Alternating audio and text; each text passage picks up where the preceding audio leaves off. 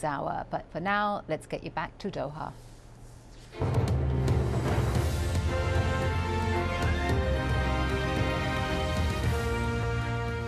An Iranian politician has, for the first time, publicly announced that Tehran has the ability to produce nuclear weapons. But Gholam Reza Mesbahi Moghadam insists that the nation will never choose to make them. His comments appeared on the Iranian parliament's website. Iran is due to resume talks with Western nations on its nuclear program next week. Well, for more on this, we can talk to Justin Dargin, a nuclear energy analyst, who joins us now live from Oxford in the UK. So do we believe this politician? Do we think Iran has reached the capacity to make a nuclear weapon? Well, I think that one thing that we shouldn't forget is that a certain amount of this is for domestic consumption, for the Iranian body politic.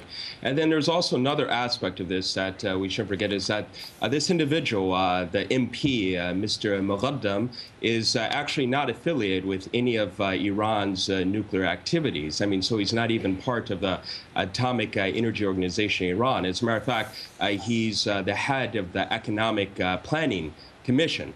So I think that we shouldn't necessarily draw too many conclusions from his statement. And even in addition to that, we should realize that Iranian officials have, over the past, somewhat exaggerated their ability to enrich uranium and their progress as well for many different reasons. One of them, as I stated before, domestic consumption, and also to gain leverage in international negotiations. So I wouldn't necessarily take his statements out of context, realizing as well that they're not an official government statement. So you don't think that this is a politician who's in the loop with decisions that are made at the top? You don't think this information has come from the highest level? No, I wouldn't say that this information has. I mean, because he's not affiliated at all with Iran's nuclear program. He's part of the Economic Planning Commission. But I do think, on the other hand, as Iran starts to prepare for international negotiations, it also wants to gain leverage during this negotiation. So we have to realize that this is not an official Iranian statement. And in the past, dealing with other issues as well, in particular to Iranian political let's say, perception of Bahrain, certain Iranian MPs have also made quite inflammatory statements in the past that did not necessarily represent the government statement. So I mean, we can pretty much compare this to, let's say, a statement made by a U.S. congressman or an MP in the U.K., for instance. It's not necessarily representative of government policy, so I think that that's necessary to understand. But if we talk about breakout capability, then it's quite possible that the Iranians have breakout capability right now if we consider the fact that they have about 1,000, or over 1,000, slightly over 1,000 kilograms of low-enriched uranium, and they're also producing much more uranium at about levels of about 20% or so. So if the Iranians had a political decision coming from senior levels to develop nuclear weapons, then perhaps they would be able to do so within a period of a year, even perhaps 2 years or so. But the thing is, that decision hasn't necessarily been forthcoming. But this statement, what leverage can be gained for it? I mean, is it not simply going to boost Israel's argument for an attack on Iran?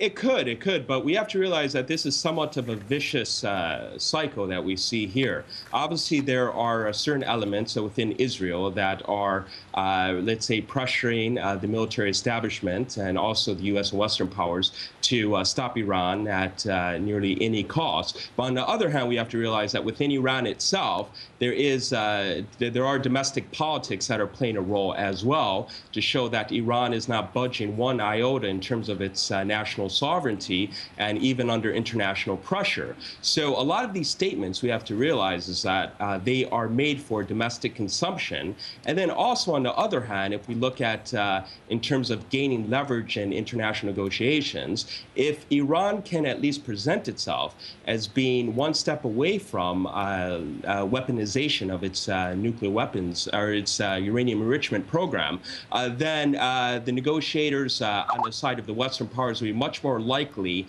to give many more concessions to Iran. So that's one of the reasons why the Iranians perhaps would have some benefit from presenting themselves as being much closer than perhaps they actually are in lieu of a political decision being made. OK, Justin Dargin, good to speak to you. Thanks for joining us from Oxford.